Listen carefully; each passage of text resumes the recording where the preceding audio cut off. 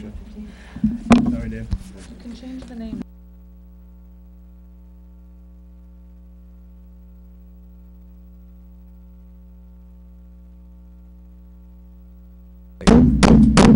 This meeting of the Attleboro and join the committee at the salute to the flag. I pledge allegiance to the flag of the United States of America and to the republic for which it stands, one nation, under God, indivisible, with liberty and justice for all. All right. So, this school committee knows that I have not been shy about convening the school committee over the course of this term. I don't know exactly how many hours we have spent in this room or how many miles we've traveled together, but it's certainly a lot, and there are times when we've met and the meetings have been relatively routine, and there are times when the meetings have not been routine. And I think it's fair to say that this evening we convene for a special meeting of the governing body of the Attleboro schools that is, frankly, anything but routine. We have a couple of significant business agenda items that we will be addressing over the next several minutes. We will be taking a recess at some point, and then we will be joined by representatives of the Attleboro High School graduating class of 2015, along with educators chosen by those class representatives from throughout the district, from their time as elementary school students, from time as middle school students, and their time as high school students. And when I was corresponding with these students, and I had the opportunity to meet with them last week, they were selected by the high school administration, and then again the educators were chosen by the students.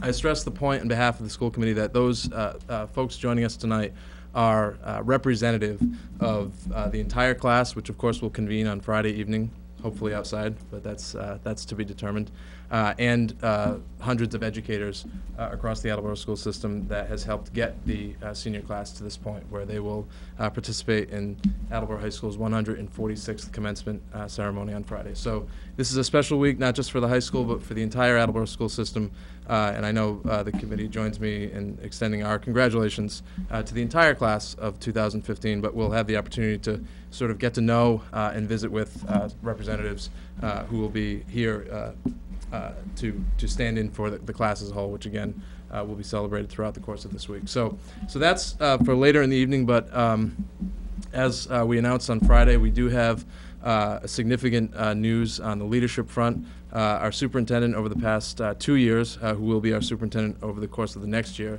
informed me earlier in the month that the conclusion of the 2015-2016 academic year, that he would be retiring from his position as superintendent. And I want to give Mr. Sheehan the opportunity to address the school committee now, but I think I would be remiss if I, before doing that, didn't extend, on a personal level, my gratitude for his leadership, for his patience, and for all the work that he's done on behalf of the students and of the school system over the course of the past 2 years. So, Mr. Sheehan, while you'll have to put up with us for really 13 more months, and I know you look forward to that, I do want to say congratulations to you, and how much I appreciate the time you've given us, and for the orderly transition that you've allowed this committee to prepare for. So, Mr. Sheehan, floor is yours. Thank you, Mr. Murphy.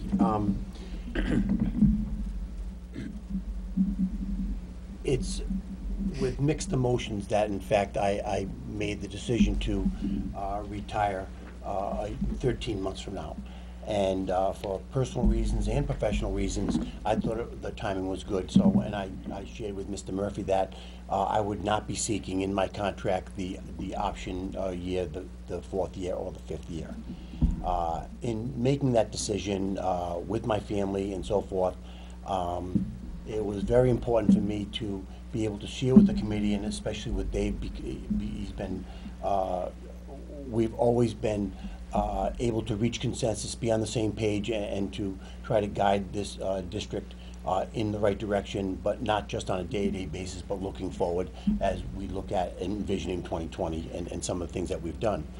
The reality is that in all superintendent positions,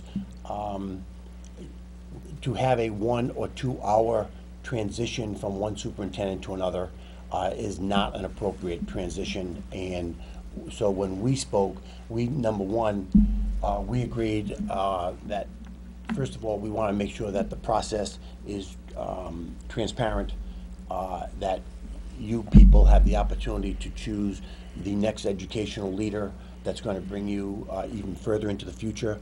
But at the same time, we have the appropriate transition time and do that transition appropriately in passing of the baton, and not in a couple of hours, but for months to be able to do this and prepare for this. So I said to Mr. Murphy that I would let him know as soon as possible when I made that decision, although I could have made the decision sometime in December. I didn't think it was fair to give you that short of a notice, and you've been very cordial and professional with me as the superintendent, and you've conducted yourself great as a school committee, and no one in the community should have any complaints as to where you stand and how you've led the district as well as the administrative team. So I thank you for your support. I thank you for the opportunity to be here, and trust me, I will work just as hard in the next 13 months as I have in the previous 23 months. I have no question, no doubt about that. And again, we appreciate both your service and the responsible way in which you've allowed us to prepare for the future. So, and certainly the immediate future will include your leadership and potentially your mentorship as well. So thank you for that. So we will, in a few minutes, turn our attention to the transition process and a proposal that will look similar to a proposal that was discussed here a couple of years ago, but I think it'll be important in this discussion to identify the variables that distinguish our last transition from the one that we're about to embark upon. But before we do that, we do have one other business item. The Attleboro Education Association, our teachers union, has ratified the proposed collective bargaining agreement that's been negotiated over the course of the past year. Mr. Furtado, who played an instrumental role in helping us get to the point where this collective bargaining agreement is before the committee. The memorandum of agreement is available, and committee members have had the opportunity to look at it. And frankly, this negotiation, given, although I would say that negotiations like superintendent searches take place under different circumstances. This negotiation took place over the course of about 14 months, a little under 14 months. Other negotiations have lasted that long. This one at times probably felt like it took a little bit longer. It felt like we were constantly bringing you updates and briefings as to sort of the twists and turns and the sort of life of a collective bargaining agreement, and that's just sort of the way that goes. I have put up a couple of bullet points that sort of stick out from the memorandum of agreement. Obviously, if there are any particular provisions that members have questions about, Mr. Furtado, Ms. Singer, Mr. Tyler, myself, certainly happy to answer those. Essentially, the wage component, which is always the provision that sort of folks tend to turn their attention to. We've said here on multiple occasions that this was the most modest wage provision of all the collective bargaining negotiations that have taken place in the community and over the course of this cycle. That's not something that anyone on this committee, I think, is bragging about, but it is a fact. There have been times where those facts over what was modest, what wasn't, have sort of been blurred by other variables that were taking place at those times, particularly during the height of the recession and when there were certain sacrifices being made with public unions all over the community and really the country for that matter. There are variables, obviously, in terms of what you trade and what you get, what you don't when you're in one of these situations. But I think historically this should be looked at as it was a modest wage increase. I think it's a responsible wage increase. But I think all of us who champion and advocate for education at this table, certainly there are areas in which we would like to invest more. That doesn't mean we'd like to bring in across the board sky-high raises. I don't think Attleboro teachers are underpaid, but it is certainly true that we want to always be mindful of the competitive market that we are in, and in order to do that, we need to work to make sure that we compensate our educators at a competitive rate. So that's again, you can see it up there. There is a provisional relief of the September 1st restriction. That's the start date that's been discussed many times. This committee is already, with the assent of the various public employee units that are implicated, we've already approved the calendar for next year, so that doesn't, I can't imagine that comes as a galloping shock. The most substantive element really is the establishment of the Leadership Advisory Board, which we've discussed here in the past and we will discuss at length in the future. And that is one example of how we hope to truly change the culture of the Attleboro school system and elevate our professionals such that they're treated like professionals and teachers are empowered in a way that we think is best for students. So those are just some highlights. Again, I know we've talked about this at length throughout the course of the negotiations. So if there are any questions or brief comments, now would be an appropriate time. Then a motion would be in order to approve the proposed collective bargaining agreement with the Attleboro Educator Association. So moved. Any further discussion? I'll take a roll call vote. Ms. Singer? Yes. Mrs. Zito? Mr. Tyler? Yes. Mr. Larson? Yes. Mr. Murphy, yes. Mrs. Scales? Yes. Mrs. Sawyer? Yes. Mr. Withers? Abstain. Mr. Storrs? Yes. Okay, the motion passes 8-0-1, and we'll be communicating that to our bargaining partners. Again, I want to express my gratitude to Mr. Furtado for his work, to Mr. Connor, our soon-to-be principal at Wamsutta Middle School, Dr. McSweeney, our Director of Special Education, our counsel, who's not here, obviously, and of course Ms. Singer and Mr. Tyler for the considerable effort and time that was put into bring that to fruition, and we certainly extend our gratitude to our collective bargaining partners as well. Okay, so moving on to our next business item is the transition process from Superintendent Sheehan to our next superintendent. And again, for those who can think back that far to September 2012, I know Mr. Tyler, Mrs. Zito, and Mr. Larson can, because this presentation may look similar to some degree. The last superintendent transition began on September 24th, 2012, with an effective start date of July 1st, 2013. And I will talk about that. If someone passes me a glass of water, I'll talk about that. If I don't, I may not be talking about much. But thank you very much. This was almost a very short discussion. That's right. Thank you. Obviously, we have a significant amount of time that before the actual execution of the transition.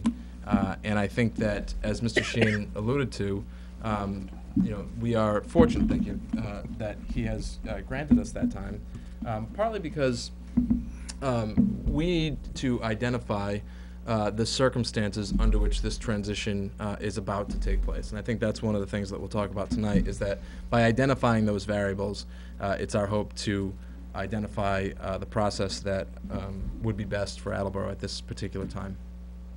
I should say briefly, and I don't think there's any confusion about this, but if there is, we'll try to clear it up right now. The appointment of the superintendent under the laws of the Commonwealth of Massachusetts is exclusively the prerogative of the school committee.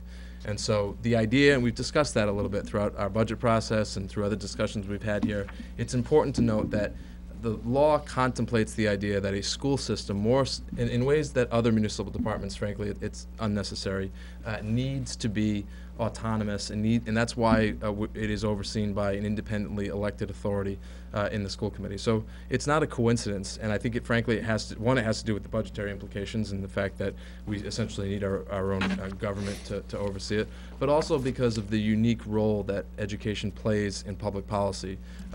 We need to be insulated from the political process as much as possible, and that is why the law, whether you agree with it or not, vests that authority in this governing body and in school committees across Massachusetts.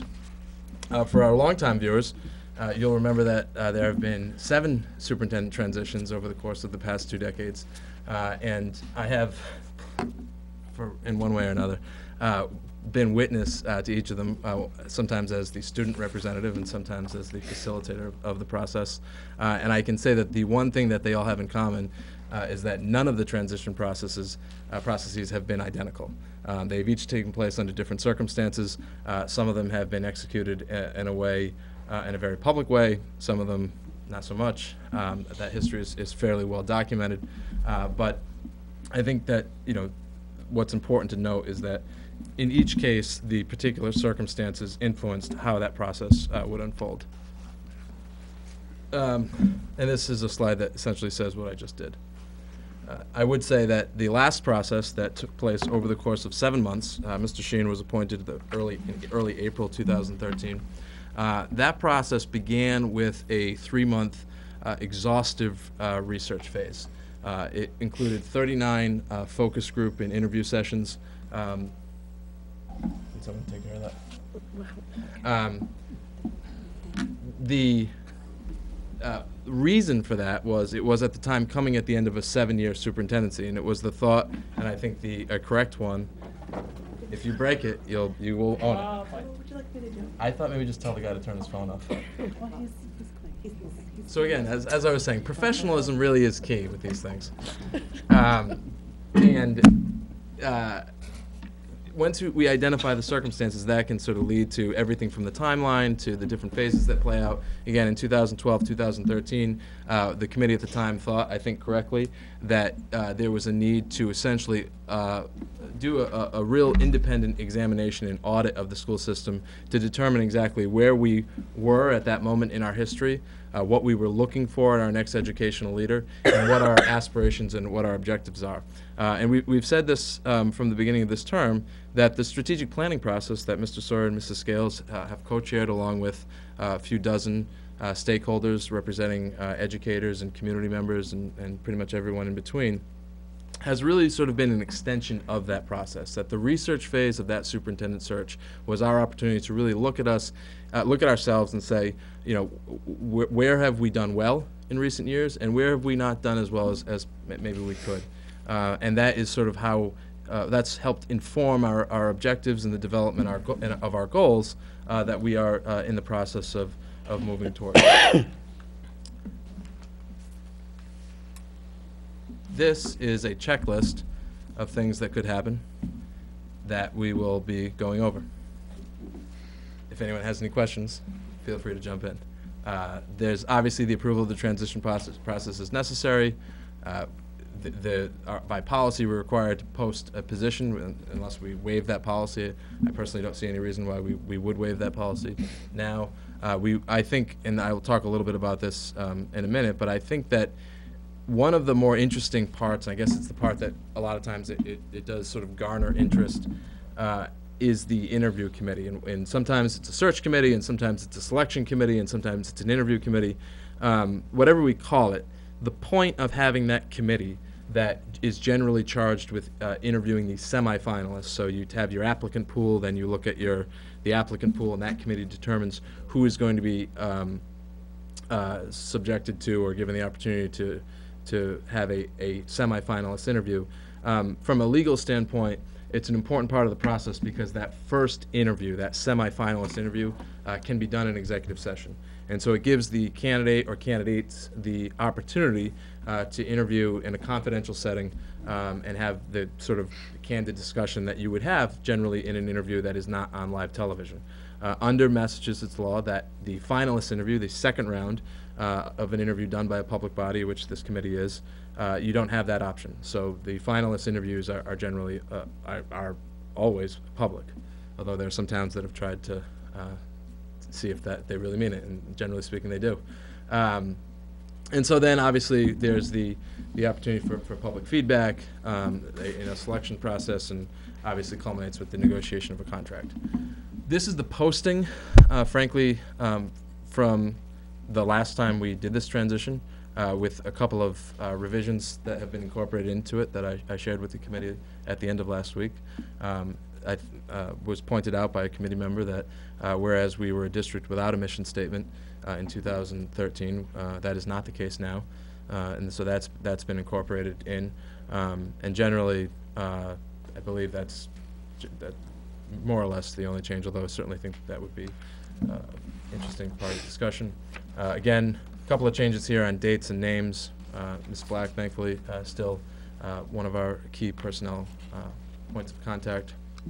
That has not changed. This is a timeline that I think will be relevant for our discussion as this meeting unfolds.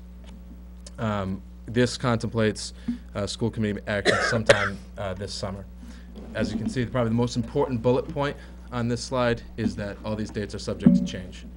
And so I'll say that again, as I see Rick has picked up his pad. All these dates are subject to change. And so I think one of the things that you need to know when you come into this process is that it very well might be the case that what we think is going to be the outcome, or where it looks like we're going, variables can change, and the committee has to be flexible in that sense. This is again, the slide with information that I've more or less just said about the importance of the interview committee, because what that does, in addition to giving the candidate the opportunity to interview in a confidential nature, it also broadens the perspective of the deliberation, in that it's not just the school committee we can appoint via an ad hoc committee process that is spelled out in our policy. Other stakeholders, educators, community members, people who will help inform our views, and even if this committee has an inclination as to what we think might be best for the district, I think that in light of the fact that this is the most consequential decision that we as a school committee can make, it is that much more important that we more or less check our work. Math night is going on down the hall right now, actually, in the mini auditorium, and I suspect checking their work is probably something that we expect of students, and I think that would be true for the school committee as well. The composition, again, I mentioned certainly parents of community members with parents of students, an important perspective that needs to be incorporated into this type of decision. Administrators, I think that's an important one. I think oftentimes we think of a superintendent as the person who is leading a district or addressing the community in a public fashion. The superintendent is also the chief executive officer of the school department, and we have to be mindful of his or her responsibilities as really the executive in charge of a staff of hundreds and hundreds of people. And I think this is an important note, and again, we made this point during the last presentation a few years ago, that for the moment we still have a superintendent. That's Mr. Sheehan, and as he said, that his work ethic will not change over the course of the next year, and that certainly would be our expectation, that he'll continue to fulfill the responsibilities of his office, and he'll certainly enjoy all the authority of that office, even as this process plays out, regardless of the outcome or the timing of the outcome.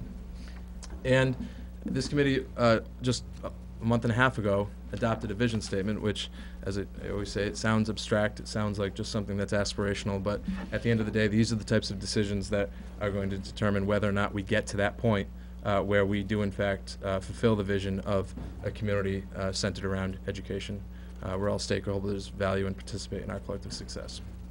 So that is the presentation. I know that there are members who have feelings about this, and I appreciate the fact that you've held on to those as I've droned on over the past couple of minutes to talk about this process, because process is important, transparency is important. I think we do have an obligation to the community to explain our thought process and sort of how we expect this to go, and again, make clear that how we expect it to go can change over time. So with that, I'd certainly open the floor to comments, questions. Another water. Mr. Withers. Thank you for the presentation. I think I like before, what, so, you know, just it's like I like what you laid out. You know, one thing I like is the quick turnaround. My one question is whether or not, even though this is a little bit more of a streamlined process than what we did 3 years ago or 2 years ago, if we even need to go this route. I think we've said many times that we're lucky that we, you know, even with the limited administration we have, that we have very dedicated and qualified administrators who do a great job. And you know, I don't think it would be a surprise to say that I think there's someone in the central office that I think, you know, I personally would think would be a candidate that we already know. Well, I already, you know, have strong feelings could do the job now. And so my question is, do we even need to go through this process if we have someone who's, assuming, you know, he would want the job, would be, you know, to me a quality candidate now? I think that's a very fair question. I would say personally, I think that we do have a responsibility, and it is in the best interest of the district and the individual to have a thorough, transparent process. However, I do not think we have an obligation to have a process that extends over the course of several months when in fact, if in fact this committee feels strongly about an internal candidate who I would say, and this is up to members, but I would recommend that we be as transparent as we can now. If you're referring to someone, it's okay to name that person because. Yeah, so I was referring to Assistant Superintendent Sawyer. I kind of assume that, but I think it's important. Again, this is part of being transparent, and I would say just because I had the inclination that his name may be tossed into the mix this evening, I did give him notice that he may be reading about himself shortly, and I think that again, this is part of being transparent. I think we need to discuss this. Just as a follow-up, I think I understand the need for a process and transparency. Mm-hmm. So I don't necessarily disagree in principle. I guess my only other point would be that just 2 years ago we had such a thorough process, and we've just gone through the strategic planning, which still going through, right? Yeah. Which sets forth our mission and what we'd be looking for in a candidate. So a lot of what we needed to do in the past, I just don't see us needing to do now. Maybe those are two different things. Maybe I think they're certainly connected personally, but Mr. Storrs? 2 years ago, I was invited by Chairman Tyler at the time to be part of the Superintendent Search Committee, Steering Committee. And, the process was great. The focus groups that were conducted were so extensive, and that information was so valuable through that process. Obviously, we don't need to duplicate that because, it was only a couple of years ago. And I think we have a very strong sense from the community through those focus groups of what they want in their educational leader.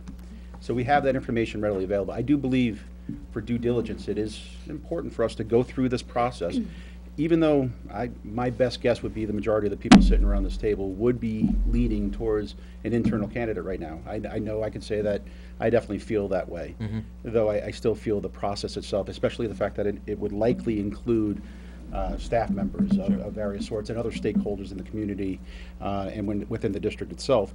I believe it brings value. And the truth is, you never know what might happen. As you said, things not only can dates change, but other things can change as well. There may be external candidates that we couldn't even imagine. It'd be very hard for me at this time to think that any external candidate would be better suited at this time, but I think it's still worth the process, in my opinion. Fair point. Ms. Singer, then Mrs. Zito. I agree with all the comments that were made. I do think that in light of the fact that we did do this huge assessment several years ago, I think we're in a great spot now because we don't have to redo that. And I think another thing that really sets us in a good position is our mission and vision statement, which we now have. It is that's where we're going. We want to find a leader who is going to, embrace that and believes that. And to everyone's point, I do think transparency is extremely important in this whole process, and I think having key stakeholders involved in that process is what we need to do. And that's not saying I'm extremely supportive of our internal of Mr. Sawyer. So that's not to say that I don't support that. I just think that I think we're in a really good position here to really be thorough and thoughtful again in choosing a leader for this district. So I liked your timeline. I liked all the steps to it. I think it'll be good. Thank you, Ms. Singer. Mrs. Zito has hired more superintendents than most of us have even met. I think if we have someone within the system that is qualified, that is wise sometimes to choose from within the system. They know what's going on, they know the routine, and sometimes it keeps everything on a level that you can't achieve from going outside. Thank you. Now, I don't know how everyone else feels about that, but I'm starting to get a sense. I think we have someone that's qualified. And just to Sure. play off of, I agree. And I think, again, one of the things that we were really looking for is someone who's truly going to be invested in our school system and our students. And so that does does lend more to an I think internal so. person who seems to be a little, would be more committed to our students. So, just Thank you. wanted to make that comment. Mr. Larson? I think, obviously, 2 years ago, we went through this process before. We needed to really step back and evaluate where Attleboro and where the school system was, and I think that was a great process, and I was happy to be part of that. And I think where we are now with the Mission Vision Group, we've set a direction for the district, which I think just builds off what we learned 2 years ago. I'm not disagreeing with the thoughts of the committee on the internal candidate, but I've always been of the opinion that, and especially, we're talking about our chief educator for the district. 6,000 some odd kids, hundreds of employees. I think we have to do our due diligence. We have to do a process. We need to post this job. We need to do a search. I certainly hope that the gentleman that we were talking about applies for the job and participates in the search, but I don't think we would be doing our job if we didn't go through that process. And, whoever takes on the position after Mr. Sheehan needs to know that he or she has that position because we've done our jobs accurately and correctly, and they have our full support, so. Fair point. Thank you, Mr. Larson. Mrs. Scales? I too agree that I think Mr. Sawyer would make a wonderful candidate. He's got the qualifications, he's got the insight. He's got the heart to do it. And I really can't think of anybody better to do it. But having said that, I absolutely agree that this committee has an obligation to make sure we do. I think what you said was a thoughtful and thorough process in choosing the next leader. Mr. Willis? I'll try and make this my last comment on this, because I don't disagree with the importance of due diligence and transparency, and I think we've been transparent tonight. But what I would say and what concerns me is sometimes you can be so beholden to the process and we got to see what else is out there that you end up getting in trouble. And sometimes circumstances arise where you have a candidate that you think is the perfect candidate, and you don't have to always be beholden to a process you used before. Sometimes things just fall in place, and why go the extra step? Why go the extra mile if you don't need to? Well, I agree, and I think we're talking about our obligations, and I agree that I think we have an obligation for a process of some kind, particularly involving the other stakeholders, to allow them to weigh in, to allow them to vet, again, our inclination. I also think we have an obligation to not be coy, that, the reality is, having developed and executed a fairly thorough process in the past, I can tell you that I think the most thorough process that we could develop and then execute would never yield as useful or as accurate information as working with an individual in the capacity that you do a central office administrator such as Mr. Sawyer in the way that we have in recent years. And so I would say that I think we need to go through a process, but I also think that in some ways, in ways that I don't know he anticipated 3 years ago, and I know in a way that he wasn't necessarily angling for, Mr. Sawyer has been on a 3-year job interview, and I think that the community has interviewed him, and we have interviewed him, and I think that's why sort of this conversation is unfolding the way that it is right now. Any other committee members would like to offer questions or comments? Mr. Tyler? No, I just agree with Bill. In the end, we just all have to remember the cream will rise to the top. And I'm glad to hear we have some good internal candidates. That has not been the case here for a while. But again, we do owe it to the community to go out. You never know what's going to happen when you do this. You could have somebody just waiting to come to Attleboro that we never thought we could possibly get. So we just owe it to that. Eventually, the cream will rise to the top, like I said, and the best candidate will be chosen. But we do owe it to go out and do this the right way. I think I would just like to add one point to that, because I don't, this is a process that attracts a lot of public interest. I have seen in the past where folks will essentially try to use the process regardless of its intentions or how it's operating for other means. It can be a process that can become politicized very easily. I think that's part of why it's the obligation on the school committee to avoid those types of distractions and to communicate as thoroughly as possible. You know, based on our discussion tonight, and frankly, given the way all the thoughts that have been expressed thus far, I think a motion would be in order to signal our intention, not certainly to appoint anyone, but to invite this individual to apply. Part of why I think that's important is that you know, if there very well may be individuals that disagree with us. In fact, it's a large city; somebody's going to disagree with us, and there should be no confusion that this committee at the moment is leaning in a direction. I don't think you can listen to this discussion and not think that there's a front runner. Clearly there is, but that doesn't mean the process is over. In fact, I think if anything, it means that we have even that much more of a responsibility to make sure that this process is thorough and inclusive and transparent. But we should acknowledge that with or without a vote tonight, the pool will be affected by our transparency. That you can't be honest in the way that we are right now and not expect it to have any impact. That's okay. I think that's okay. I think the reality is that what this district needs is long-term stability. You know, there's a adage that has developed in recent years in Massachusetts, and it's been discussed here as well, that a superintendent can't last long-term, that a shelf life is 5 years. And I think my response to that would be, says who? There are districts, I work in some of them, where the superintendents last a decade.